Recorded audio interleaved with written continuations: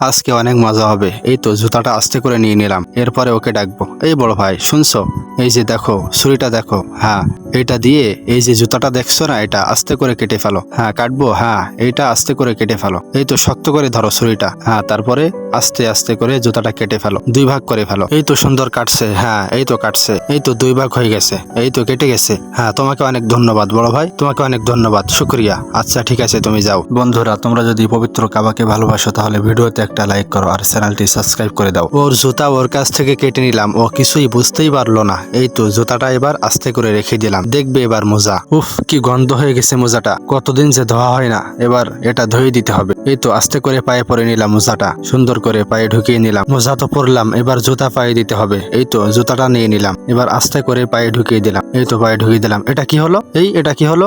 আমার জুতা কাটলো কে? কত বড় সর্বনাশ, আমার জুতা কেটে দিয়ে গেল, কত বড় সাহস! তোকে একবার পেয়ে নি, তারপরে মজা দেখাচ্ছি।